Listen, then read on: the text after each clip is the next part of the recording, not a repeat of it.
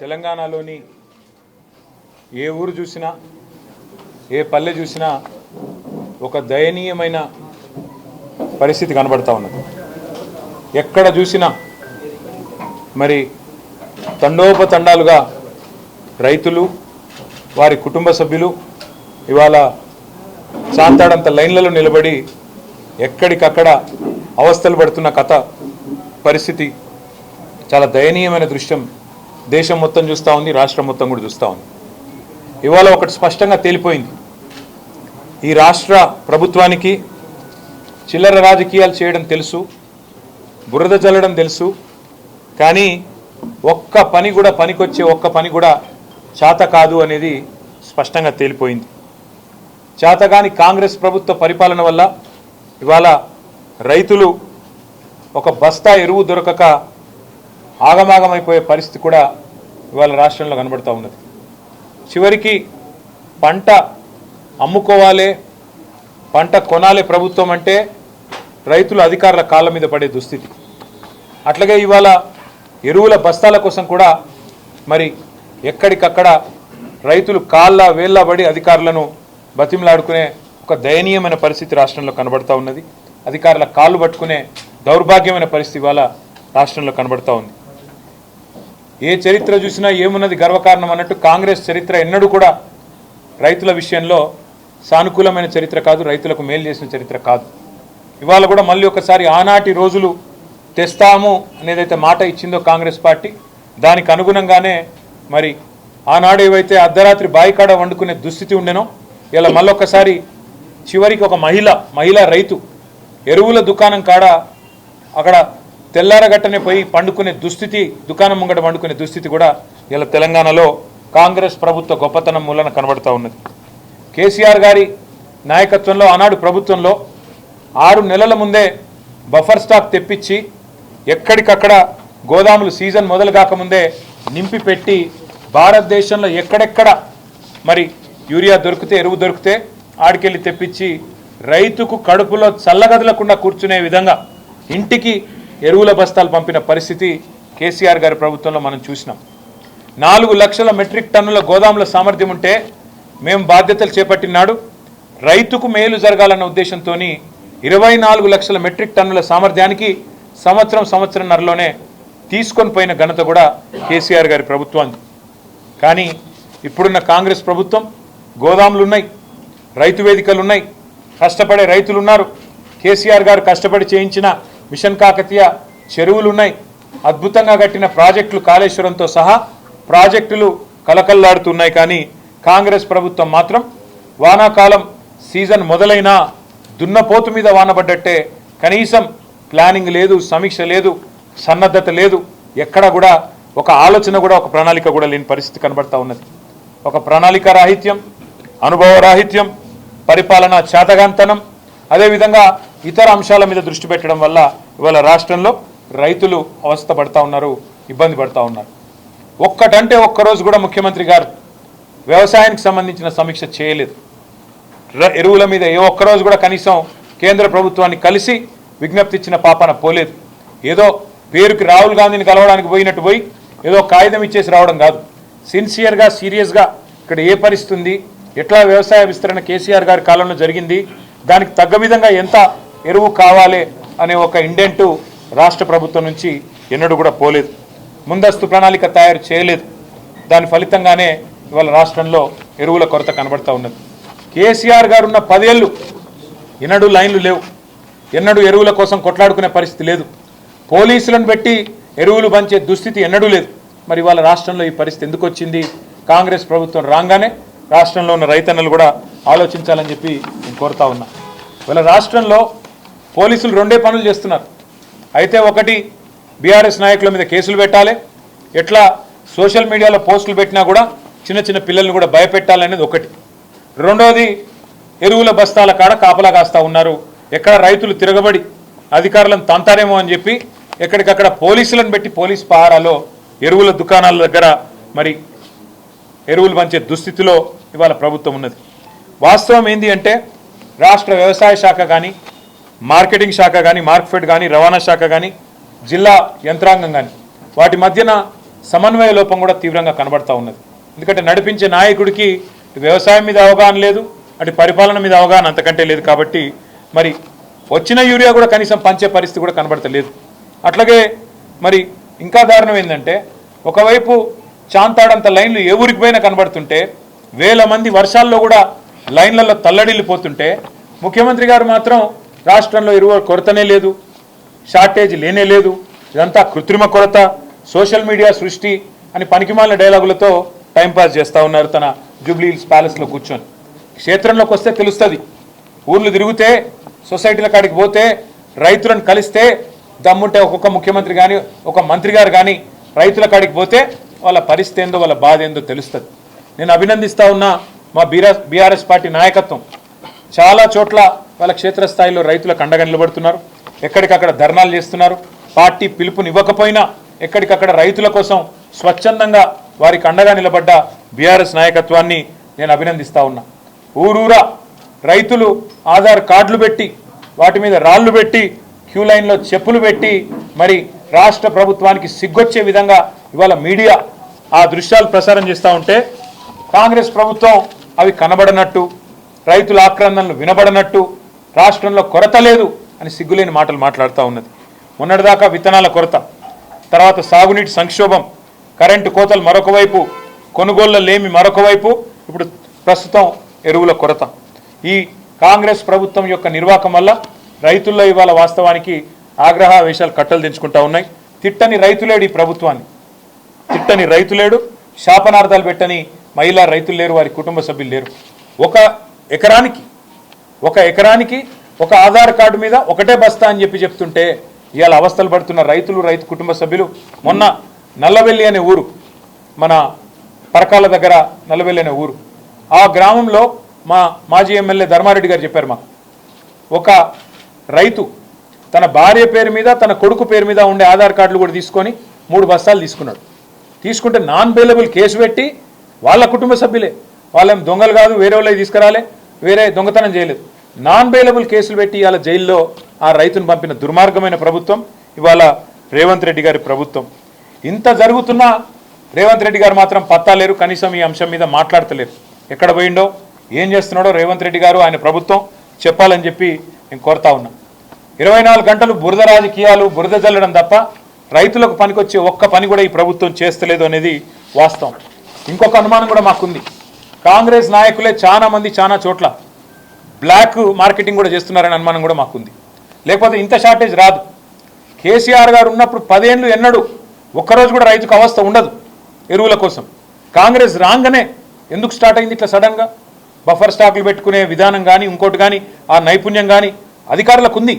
అధికారులను పనిచేయనిస్తే వాళ్ళు బ్రహ్మాండంగా చేస్తారు. కానీ మా అనుమానం అయితే ఖచ్చితంగా ఈ బ్లాక్ మార్కెటింగ్ ఏదైతే జరుగుతున్నదో, ఇవాళ బ్లాక్ మార్కెట్లో ఎరువులు అమ్ముతున్నారో దాని వెనుక కూడా కాంగ్రెస్లో ఉన్నారనేది మా అనుమానం.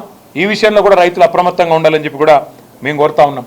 ప్రైవేట్ కంపెనీల నుంచి మరి వాటికి లబ్ధి చేకూర్చి వాటి నుంచి భారీగా ముడుపులు దొబ్బాలన్న ఆలోచన ఏమైనా ప్రభుత్వానికి ఉందా? లేదా కాంగ్రెస్ నాయకుల దందాలు క్షేత్రస్థాయిలో జరుపుకునే విధంగా రేవంత్ రెడ్డి గారి అనుచరులు, కాంగ్రెస్ నాయకులు వాళ్ళేమన్నా ఈ బ్లాక్ మార్కెటింగ్ చేసి గోదాములలో దాస్తున్నారా? కృత్రిమ కొరత సృష్టించి రేటు పెంచి రైతును ఆగం చేసి మరి వారి దగ్గర ఎక్కువ డబ్బులు గుంజే ప్రయత్నంలో ఉన్నారా? ఇది కూడా తప్పకుండా రైతులు ఆలోచించాలి. ఇంకా ఘోరం ఏంటంటే ఇక్కడ ముఖ్యమంత్రి ఏమో కొరత లేదు, ఆర్టిఫిషియల్ షార్టేజ్ అని ముఖ్యమంత్రి చెప్తాడు.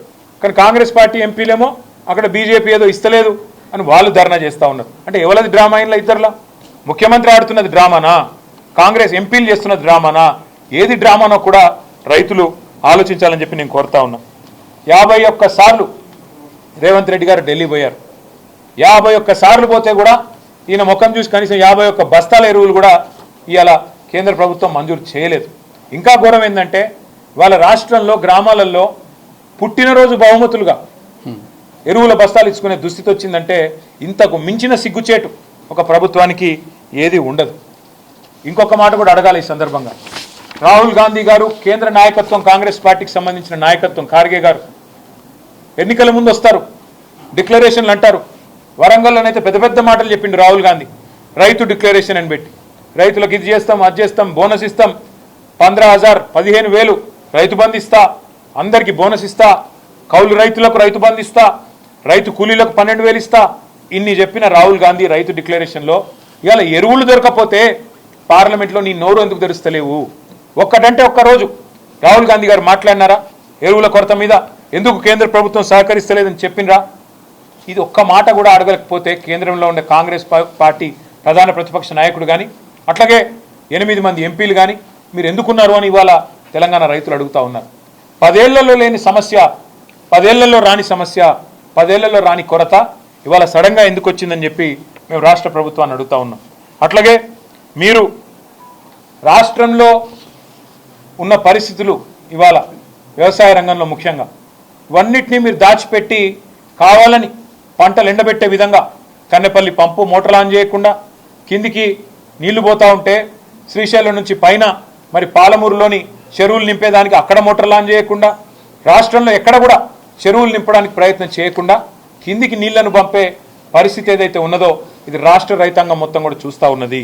అట్లాగే ఇవాళ వాస్తవాలు ఏ మాటకా మాట మాట్లాడుకుంటే సరే కొన్ని బాకా పత్రికలు ఆయన డబ్బా కొట్టే పత్రికలు కొంతమంది బాకా ఛానల్లో ఆయనకు భజన చేయొచ్చు కానీ వాస్తవం ఏంటంటే ఈ ప్రభుత్వం ఇవాళ రాష్ట్రంలో రైతులు అనుకుంటున్న మాట రుణమాఫీలో ఫెయిల్ అయింది, రైతు బంధులో ఫెయిల్ అయింది, ఉచిత కరెంటులో ఫెయిల్ అయింది, అట్లాగే రైతు బీమా ప్రీమియం కూడా చెల్లించడంలో ఆఖరి కేసీఆర్ గారు తెచ్చిన ఒక అద్భుతమైన పథకం రైతు కుటుంబం రోడ్డు మీద పడద్దని చెప్పి 5 లక్షల రైతు బీమా ఏదైతే పెట్టినరో ఆ విషయంలో కూడా ఫెయిల్ అయినారు. రైతుల ఆత్మహత్యలు తిరిగి ప్రారంభమై ఇవాళ ఉధృతంగా పోతా ఉన్నాయి. ఇప్పటికే 600 మంది పైచిలకు రైతులు ఆత్మహత్యలు చేసుకున్నారు. ఆ ఆత్మహత్యల నివారణలో కూడా రేవంత్ రెడ్డి ప్రభుత్వం ఫెయిల్ అయింది. సాగునీరు అందించడంలో ఫెయిల్ అయింది, పండించిన పంట కొనుగోలులో ఫెయిల్ అయింది, బోనస్ ఇవ్వడంలో ఫెయిల్ అయింది, అట్లాగే విత్తనాల సరఫరాలో ఫెయిలు, ఈరోజు ఎరువుల సరఫరాలో కూడా అట్టర్ ఫ్లాప్. ఇది వాస్తవం. కానీ దీనివల్ల నష్టపోతున్నది 70 లక్షల మంది రైతులు. వారి తరపున తప్పకుండా మేము కొట్లాడడానికి సిద్ధంగా ఉన్నాం. తప్పకుండా మరి క్షేత్రస్థాయి నుంచి రాష్ట్ర స్థాయి దాకా కూడా పోరాటాల్లో బీఆర్ఎస్ పార్టీ ముందుంటుంది. వెంటనే పోరాట కార్యాచరణను కూడా ప్రకటిస్తాం. అట్లాగే ఢిల్లీకి బస్తాలు మోసే దాని మీద ఉన్న శ్రద్ధ, ఢిల్లీకి మూటలు మోసే దాని మీద ఉన్న శ్రద్ధ ఎరువుల బస్తాలు తెప్పించే విషయంలో మాత్రం రేవంత్ రెడ్డి గారికి లేదు అనేది కూడా ఇవాళ తేలిపోయింది. కాళేశ్వరం ప్రాజెక్టు మీద బురదజల్లంలో ఉన్న తాపత్రయం, దాని మీద బదనాం చేసే దానిలో ఉన్న తాపత్రయం, కేసులు పెట్టే దానిలో ఉన్న తాపత్రయం సిగ్గు లేకుండా మరి తెల్లారు లేస్తే ఇష్టం వచ్చినట్టు కేసీఆర్ గారి మీద మాట్లాడే మాటల విషయంలో ఉండే ఆరాటం రైతులకు సాయం చేసే విషయంలో మాత్రం లేదు. ఇంకా ఘోరం ఏంటంటే మేము ఏం మాట్లాడినా తెల్లారి ఒంటికాలతో మా మీద లేచే బీజేపీ ఇలా రైతులు ఇంత అవస్థల్లో ఉంటే ఒక్క మాట మాట్లాడతలేదు. ఒక్క కేంద్ర మంత్రి మాట్లాడాడు, ఒక్క బీజేపీ ఎంపీ మాట్లాడాడు, ఒక్క బీజేపీ ఎమ్మెల్యే రాష్ట్ర ప్రభుత్వం ఏం చేస్తుందని అడగడు. కనీసం కేంద్రం ఎంత ఎరువులు ఇచ్చిందో చెప్పే పరిస్థితి కూడా మరి కేంద్ర మంత్రులకు కానీ రాష్ట్రంలో ఉండే బీజేపీ పార్టీకి కానీ లేకపోవడం అనేది సిగ్గుచేటు. పక్కనే ఉంది ఆంధ్రప్రదేశ్. ఆంధ్రప్రదేశ్లో మంత్రులు ఢిల్లీకి పోయి అక్కడ మరి కేంద్రంలో ఉండే మంత్రుల్ని పట్టుకొని బతిన్లాడుకొని మొత్తానికి ఎరువులు తెచ్చుకుంటున్నారు. కానీ మన రాష్ట్ర ముఖ్యమంత్రి 51 సార్లు పోయినా ఇప్పటివరకు 51 బస్తాలు కూడా అదనంగా రాలేదు. మరి 8+8 0 అని మేము ఎప్పుడో చెప్పినాం. 8 మంది బీజేపీ ఎంపీలు, 8 మంది కాంగ్రెస్ ఎంపీలు, రాష్ట్రం నుండి ప్రాతినిధ్యం వహిస్తున్న కేంద్ర మంత్రులు అందరూ కలిపి ఇవాళ రైతులకు సాధించింది గుండు 0 అనేది మళ్ళొక్కసారి తేలిపోయింది.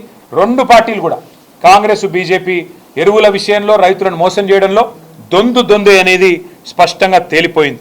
ఇవాళ వాస్తవం కేంద్రంలో ఉన్న బీజేపీ ప్రభుత్వం మంచిగానే ఇస్తున్నది, కానీ కింద రాష్ట్ర ప్రభుత్వం పంచలేదు. ఏమవుతుందో ఇక్కడికి వచ్చినాక యూరియా అని ఇక్కడ బీజేపీ ప్రెసిడెంట్ చెప్తున్నాడు. అంటే బ్లాక్ మార్కెటింగ్ జరుగుతుందని చెప్తున్నావా? కాంగ్రెస్ వాళ్ళు మధ్యలో యూరియా తింటున్నారని చెప్తున్నావా? మరి తింటుంటే నీ ప్రభుత్వం ఏం చేస్తుంది బీజేపీ ప్రభుత్వం అని మేము అడుగుతా ఉన్నాం. అట్లాగే మరి పార్లమెంట్లో చెప్తున్నారు మేము తగినంత మొత్తంలో సప్లై చేసినామని చెప్తున్నారు. మరి బ్లాక్ మార్కెటింగ్ జరుగుతుందా? మీరు వెంటనే కేంద్ర వ్యవసాయ శాఖ అదేవిధంగా కేంద్రంలోని సంస్థలు చర్యలు తీసుకోవాలి. బ్లాక్ మార్కెటింగ్లో ఎవరైనా నమ్మితే వెంటనే జోక్యం చేసుకోవాలి. రాష్ట్ర ప్రభుత్వం చేస్తున్న ఈ దందాల మీద కూడా దృష్టి పెట్టాలి. ప్రైవేట్ కంపెనీలకు లాభం లభించే విధంగా, వారికి లాభం చేకూరే విధంగా ఇవాళ కొంత కుమ్మక్కైనట్టుగా రాష్ట్ర ప్రభుత్వం వ్యవహారం చేస్తుందనేది మా అనుమానం. పక్కదారి పట్టించి ఢిల్లీ నుంచి వచ్చిన యూరియాని కావాలని కొంతమందికి లాభం చేయడానికే ఈ రకమైన వైఖరి వారు అవలంబిస్తున్నారనేది మా అనుమానం. అందుకే ఈ విషయంలో కూడా దర్యాప్తు సంస్థలు జోక్యం చేసుకోవాలి. మరి తప్పకుండా వెంటనే స్పందించాలని కోరుతా ఉన్నాం. అట్లాగే ఆనాడు రామగుండం ఫర్టిలైజర్ ఫ్యాక్టరీని కేసీఆర్ గారి ప్రభుత్వం ఉన్నప్పుడు మేము పెడతామంటూ కేంద్రం ముందుకొస్తే వారికి సకల సౌకర్యాలు కల్పించింది మా ప్రభుత్వం. మేము ఇవాళ కేంద్ర ప్రభుత్వాన్ని కూడా డిమాండ్ చేస్తూ ఉన్నాం. మేము సంపూర్ణంగా సహకరించినా ఆ ఫ్యాక్టరీ ఇవాళ ఫుల్ కెపాసిటీతో పనిచేస్తలేదు. మరి మన దగ్గరనే ఫర్టిలైజర్ ఉత్పత్తి అయ్యి మన రాష్ట్రంలోనే ఫర్టిలైజర్ షార్టేజ్ ఉండడం అనేది మనకు సిగ్గుచేటు. కాబట్టి వెంటనే ఈ విషయంలో కేంద్రం కూడా స్పందించి సమీక్ష చేసి రామగుండం ఫర్టిలైజర్ యూనిట్ని కూడా ఫ్యాక్టరీని కూడా పూర్తి స్థాయిలో పనిచేసే విధంగా చర్యలు తీసుకోవాలని చెప్పి కూడా మేము కోరుతా ఉన్నాం. అట్లాగే బీఆర్ఎస్ ప్రభుత్వంలో ఆనాడు మరి వానాకాలం డిమాండ్ కేవలం 9.8 లక్షల మెట్రిక్ టన్నులు ఉంటే ఆనాడు సకాలంలో మేము ఎరువులు అందించినాం. ఈరోజు మరి ఆనాడు మన ప్రభుత్వం ఉన్నప్పుడు సీజన్కు 10-12 లక్షలు ఉన్నప్పుడు కూడా అందించగలిగినాం. డిమాండ్ ఉన్నప్పుడు బఫర్ స్టాక్ పెట్టుకున్నాం, కొన్నాం. ఏ డిమాండ్ ఎక్కడ దేశంలో లేనాడు కొన్నాము. మరి పెరుగుతున్న వ్యవసాయ విస్తరణకు అనుగుణంగా మేము ఆనాడు ఈ రకంగా ప్లానింగ్తో కేసీఆర్ గారి ముందు చూపుతో ముందుకు పోయినాం. కాబట్టే మరి ఎక్కడా కూడా రైతుకి ఇబ్బంది కాకుండా 10 సంవత్సరాలు కాపాడుకున్నాం. సీజన్ మొదలు కాకముందే కేసీఆర్ గారు 24 గంటల పాటు మరి సమీక్ష చేసి ఎక్కడికక్కడ ప్రతి జిల్లాను కూడా మరి సన్నద్ధం చేసి ఎక్కడ కూడా రైతుకి ఇబ్బంది కాకుండా మా అందరినీ కూడా పురమాయించి పనిచేయించేటోళ్ళు. ఎక్కడ షార్టేజ్ కనిపించినా ముందే అధికారులు కానీ మంత్రులు కానీ ఢిల్లీకి పోయి మరి తగినంత మొత్తంలో బ్రహ్మాండంగా ఎరువులు సాధించుకునేటోళ్ళం. కానీ ఈరోజు ఈ ప్రభుత్వానికి ఏ పట్టింపు లేదన్నది మళ్ళొకసారి అర్థమైంది. అందుకే రేవంత్ రెడ్డిని మేము అడిగేది ఒకటే, నువ్వు మరి ముందుకు వచ్చి ఎరువులు సరఫరా చేసే విషయంలో స్పష్టంగా బ్లాక్ మార్కెటింగ్ విషయంలో ఈ రాష్ట్రంలో జరుగుతున్న పరిస్థితుల విషయంలో ఒక శ్వేతపత్రం విడుదల చేస్తావా? ఎంత వచ్చింది, ఎంత సరఫరా జరిగింది, ఎంతమందికి ఎంత ఎరువు అందింది, ఎంత పక్కదారి పట్టింది, ఎంత బ్లాక్ మార్కెటింగ్ జరిగిందనే విషయంలో రాష్ట్ర ప్రజలకు నిజం తెలవాలంటే మరి వెంటనే శ్వేతపత్రం ప్రచురించాలని చెప్పి మేము డిమాండ్ చేస్తూ ఉన్నాం. లేని పక్షంలో మరి క్షేత్రస్థాయి నుంచి రాష్ట్ర స్థాయి దాకా పంపుతా ఉన్నారు. మాకు అన్న ఇక మా దగ్గర ఇంత పెద్ద లైన్ ఉంది, మా దగ్గర ఇంత పెద్ద లైన్ ఉందని చెప్తా ఉన్నారు. నేను మా బీఆర్ఎస్ సోదరులను కూడా కోరుతా ఉన్నా, ఎక్కడికక్కడ రాష్ట్ర వ్యాప్తంగా ఉన్న మా నాయకత్వాన్ని కూడా కోరుతా ఉన్నా, దయచేసి గౌరవనీయులైన నియోజకవర్గాల ఇన్ఛార్జీలు, ఎమ్మెల్సీలు, ఎమ్మెల్యేలు, మాజీ పార్లమెంట్ సభ్యులు, మాజీ జిల్లా పరిషత్ చైర్మన్లు, జడ్పీటీసీలు, ఎంపీపీలు అందరూ కూడా దయచేసి రాబోయే వారం రోజుల పాటు అన్ని నియోజకవర్గ కేంద్రాల్లో, అన్ని నియోజకవర్గాల్లో, అన్ని సొసైటీ కేంద్రాల్లో ఎక్కడికక్కడ మరి ఈ ఎరువుల పంపిణీ కాడికి మనం పోవాలి, రైతులతో మాట్లాడాలి. ఆనాటి పరిస్థితి ఎట్లుండే ఇవాళ ఎట్లా ఉన్నదో వారికి గుర్తు చేయాలి. అట్లాగే అధికారులతో కూడా సంభాషించాలి. ఎందుకు పైనుంచి ఎంత వచ్చింది, మీరు ఎంత ఇస్తున్నారు, పైనుంచి షార్టేజ్ ఉందా, లేకపోతే ఇక్కడికి వచ్చినాక షార్టేజ్ అవుతున్నదా, డిమాండ్ ఏమైనా పెరిగిందా, పోయిన సీజన్లో ఎంత ఉండే, కేసీఆర్ గారు మరి 2023 ఆనాటి వానాకాలంలో ఎంత ఇచ్చినారు, ఈరోజు ఎంత ఉంది, ఎందుకు పరిస్థితి మారిందనే విషయంలో కూడా రైతులకు వివరించి చెప్పాలి. ఇక అవసరమైతే ఇక్కడ రాష్ట్రంలో కూడా మేము కూడా వ్యవసాయ అగ్రికల్చర్ కమిషనర్ గారు ఎవరైతే ఉన్నారో వారిని కూడా కలుస్తాం, వారితో కూడా మరి వ్యవసాయ మంత్రి గారిని కూడా కలుస్తాం, ప్రభుత్వాన్ని కూడా కలిసి అడుగుతాం ఏం జరుగుతుంది, ఎందుకు ఇంత దరిద్రంగా పరిపాలన ఉన్నది, ఎందుకు ఇంత మరి దౌర్భాగ్యమైన పరిస్థితుల్లో రాష్ట్ర రైతాంగాన్ని అవస్థలు పెడుతున్నారో అడుగుతాం. కానీ రాష్ట్ర వ్యాప్తంగా రైతులు ఆనాటి రోజులు కేసీఆర్ గారి గవర్నమెంట్లో మరి ఈరోజు కాంగ్రెస్ ప్రభుత్వంలో ఉన్న ప్రస్తుత పరిస్థితులు గమనించి మరి ధైర్యం కోల్పోకుండా మేమందరం కూడా మీకు అండగా ఉంటాం, ధైర్యం కోల్పోకుండా పోరాటానికి నడుం బిగించాలని మేము మా పార్టీ తరఫున విజ్ఞప్తి చేస్తూ, మా నాయకులు రాబోయే వారం రోజుల పాటు క్షేత్రస్థాయిలో విస్తృతంగా పర్యటిస్తారు. అందరం కూడా ప్రతి నియోజకవర్గంలో కూడా అన్ని సెంటర్లకు పోతాం, ఎక్కడికక్కడ రైతుల తరఫున ప్రభుత్వాన్ని నిలదీస్తామని చెప్పి కూడా తెలియజేస్తూ రాష్ట్ర రైతాంగం ధైర్యంగా ఉండాలని కోరుతాం. ఉపరాష్ట్రపతి ఎన్నిక విషయంలో నిన్న మొన్న మరి అటు ఎన్డీఏ ఇటు ఇండియా రెండు కూటములు కూడా తమ అభ్యర్థుల్ని ప్రకటించాయి. కానీ మీకు నేను గుర్తు చేస్తా ఉన్నా, బీఆర్ఎస్ అనేది సర్వస్వతంత్రమైన పార్టీ. మాకు ఢిల్లీలో బాసులు ఎవరు లేరు, మాకు ఢిల్లీలో ఏ బాసు లేడు, మాకు ఏ పార్టీ కూడా మా బాస్ కాదు. మాకు ఎవరైనా బాసులు ఉన్నారు అంటే తెలంగాణ ప్రజలే మా బాసులు తప్ప మాకెవరు ఢిల్లీలో పెద్దలు మాకు ఆజ్ఞాపించే వాళ్ళు, మమ్మల్ని ఆదేశించే వాళ్ళు ఎవరు లేరు. మేము మా పార్టీకి ఇంతవరకు ఎవరు కూడా సంప్రదించలేదు. ఈ అభ్యర్థి కానీ ఆ అభ్యర్థి కానీ ఈ కూటమి కానీ ఆ కూటమి కానీ ఎవరు కూడా మమ్మల్ని సంప్రదించలేదు, మమ్మల్ని అడగలేదు. మేము కూడా ఒక పార్టీగా కేవలం మీడియాలో చూసిందే తప్ప ఉపరాష్ట్రపతి ఎన్నిక జరుగుతుందని మాకు ఇంతవరకు ఎవరు కూడా సంప్రదించింది లేదు, ఎవరు కూడా అడిగింది లేదు. పార్టీగా ఇంకా టైం ఉంది, సెప్టెంబర్ 9 ఎన్నిక కాబట్టి కూర్చొని ఆలోచించుకొని మేము ఎలక్షన్ తేదీ నాటికి మా వైఖరి ప్రకటిస్తాం. కానీ ఒకటి మాత్రం నేను గుర్తు చేస్తా ఉన్నా, మేము ఎన్డీఏ కూటమిలో లేము, ఇండియా కూటమిలో లేము. మాకు ఇద్దరు అభ్యర్థులకి ఎవరికి సపోర్ట్ చేయాలనే విషయంలో మాకు ఢిల్లీ నుంచి ఏ ఒత్తిడి లేదు, మాకు ఏ ఒత్తిడికి తల ఒగ్గాల్సిన అవసరం లేదు. మాకు ఢిల్లీలో ఏ బాస్ కూడా లేరు. మేము తెలంగాణ ప్రజల మూడుకు అనుగుణంగా, తెలంగాణ ప్రజల ఆకాంక్షలకు అనుగుణంగా, ఇక్కడ ప్రజల ప్రయోజనాలకు అనుగుణంగా, రాష్ట్ర ప్రజల ప్రయోజనాలకు అనుగుణంగా ఏ నిర్ణయమైనా తీసుకుంటాం తప్ప మేము ప్రస్తుతానికైతే ఏ నిర్ణయం కూడా తీసుకోవాలి.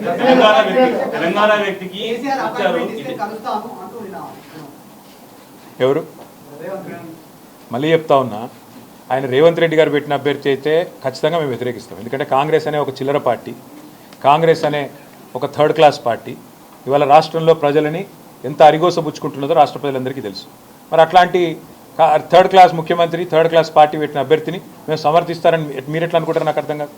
ఇంకోటి, ఇవాళ జరుగుతున్నది ఏంటంటే ఒక డ్రామా. ఉపరాష్ట్రపతి ఎన్నికల విషయంలో డ్రామా. నిన్న మొన్నటిదాకా ఏమన్నారు ఇదే రేవంత్ రెడ్డి గారు, బీసీల విషయంలో మా పార్టీ చాలా చిత్తశుద్ధిగా ఉన్నది, బలహీన వర్గాల విషయంలో మేము ఢిల్లీ దాకా కొట్లాడతాం, అవసరమైతే అంతరిక్షం దాకా పోయి కొట్లాడతాం అన్నాడు. మరి ఒక బీసీ అభ్యర్థిని ఎందుకు పెట్టలే? అంత ప్రేమ ఉంటే తెలంగాణ నుంచి ఒక బీసీ అభ్యర్థి దొరకలేదు, ఒక కంచైలయ్య గారిని పెట్టేది ఉండే. తెలంగాణ నుంచి ఒక బీసీ అభ్యర్థిని పెట్టి ఇగో ఇది మా చిత్తశుద్ధి అని చెప్పుకునేది ఉండే. అంటే బీసీల మీద ప్రేమ మాత్రం నోట్లోనే ఉంటుంది. మళ్ళీ ఎన్నికలు నిలబెట్టే టైంకి వచ్చే వరకు మాత్రం బీసీలు కనబడరు మీకు. అట్లాంటి మీ మాటలు మేము నమ్మాలి, మీ మాటలు నమ్మి మళ్ళీ మీ వెనక నిలబడాలి. నేను అడుగుతానమ్మా, మీరేమైనా మెహర్బాన్ చేస్తుండ్రా మాకు? మేము సర్వస్వతంత్రమైన పార్టీ, మేము డెఫినెట్గా ఎన్డీఏలో లేము, ఇండియాలో లేము. మేము మా మోడీ మా బాస్ కాదు, రాహుల్ గాంధీ మా బాస్ కాదు, తెలంగాణ ప్రజలు మా బాసులు. వాళ్ళ ఆలోచనకు అనుగుణంగా, వాళ్ళ అభిప్రాయానికి అనుగుణంగా మా నిర్ణయం ఉంటుంది. ఇక్కడ ఒకటి మాత్రం వాస్తవం, రెండు పార్టీలు దొందు దొండేనండి. కాంగ్రెస్ బీజేపీ రెండు కూడా దొందు దొందే. తెలంగాణను ఇద్దరు కూడా ముంచినోళ్ళే. 11 ఏళ్ళు బీజేపీ ఏం చేయలే, 2 సంవత్సరాలకు 20 నెలలుగా కాంగ్రెస్ ఏమీ చేయలే, ఇచ్చిన ఒక్క మాట నిలబెట్టుకోలే. ఆ ఇద్దరు అభ్యర్థులను మేము అంత సీరియస్గా తీసుకోవాల్సిన ఆలోచన ఉంటుందని నేనైతే వ్యక్తిగతంగా అనుకోను. కానీ పార్టీగా, ఎందుకంటే నా ఒక్కడ అభిప్రాయం పార్టీ అభిప్రాయం కాదు, పార్టీగా మేము కూర్చుని ఆలోచించి డెఫినెట్గా మా ఎమ్మెల్యేలు ఉన్నారు, మా ఎంపీలు ఉన్నారు, మా ఎమ్మెల్సీలు ఉన్నారు, మా ఇన్ఛార్జీలు ఉన్నారు, మా స్టేట్ కమిటీ ఉంది, అందరం అవసరమైతే పెద్దలు కేసీఆర్ గారితో మా అభిప్రాయాలు చెప్పి ఒక పార్టీగా నిర్ణయం తీసుకుంటాం. వ్యక్తిగతంగా నేను అనుకోవడం మాత్రం రెండు కూడా దొందు దొందే. కాంగ్రెస్ బీజేపీ రెండు దొందు దొందే. రెండు తెలంగాణకు పనికొచ్చే పార్టీలు కాదు, రెండు ఢిల్లీ పార్టీలే. వాటిని పట్టించుకోవాల్సిన అవసరం కానీ, వాటి రాజకీయం గురించి ఆలోచించాల్సిన అవసరం కానీ లేదు అనేది వ్యక్తిగతంగా నా అభిప్రాయం.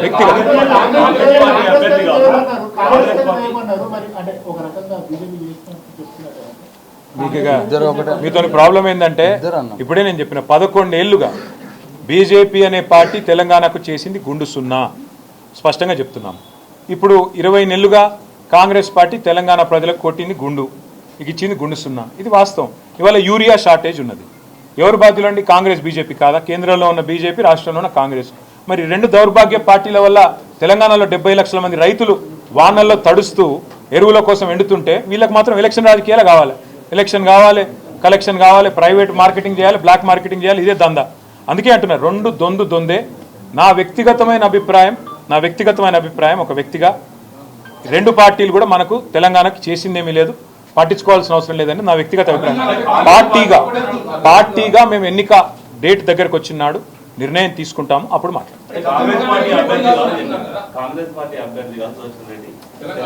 అని రేవంత్ రెడ్డి గారు చెప్తున్నాడంటే నువ్వు అర్థం చేసుకోవచ్చు. రేవంత్ రెడ్డి గారి మాటను కూడా మీరు నమ్మితే నేనేం చేయలేదు. అంటే ఇప్పుడు నేను ఒక మాట అడుగుతాను మిమ్మల్ని, మీరు అర్థం చేసుకోండి. రెండు పార్టీలు కలిసి ఒక స్టేట్మెంట్ ఇవ్వమనండి. సెప్టెంబర్ 9 లోపల రాష్ట్రానికి సరిపడా, ఇవాళ మాట ఇస్తున్నా నేను, రాష్ట్రానికి సరిపడా యూరియా, ఓకే, 2 లక్షల మెట్రిక్ టన్నుల యూరియా ఇంకా అవసరం మనకి. ఎవరు ఇస్తా అని స్టేట్మెంట్ ఇస్తే వాళ్ళకి మేము మద్దతు ఇస్తాం. చలో, రాష్ట్ర రైతుల తరఫున మాకు 4 ఓట్లు ఉన్నాయి పోయి, ఎవరు ఇస్తా అని చెప్తే 2 లక్షల టన్నుల ఎరువు ఎవరు ఇస్తాము అని స్పష్టంగా ప్రకటిస్తే, మోడీ గారన్నా ప్రకటించాలా, రాహుల్ గాంధీ గారన్నా ప్రకటించాలి, మేము ఇస్తాం. ఏడొచ్చింది, మీకు 6 గ్యారెంటీలు వచ్చినట్టే ఉన్నది. అది కానీ మీరు నమ్మితే మీ కర్మ, అది నేను చేయలేను. తులం బంగారం కూడా వచ్చేసింది, 2500 కూడా వచ్చేసినాయి, రైతులందరికీ 15,000 కూడా అడ్డాయి. నువ్వు మహేష్ గౌడ్ మాటలు అంటే 6 గ్యారెంటీలు కూడా అమలైపోయినాయి. మీరు నమ్మదలుచుకుంటే మీరు నమ్మండి, మేము ఈ చిల్లర మాటలు మేము నమ్మము. ఎవరు 2 లక్షల టన్నుల ఎరువులు మేము తీసుకొచ్చి సెప్టెంబర్ 9 లోపల పెడతాం అని స్పష్టంగా అష్యూరెన్స్ ఇస్తే ఆ అభ్యర్థికి ఓటేసే విషయంలో మేము ఆలోచిస్తాం, సానుకూలంగా పరిశీలిస్తాం. Thank you.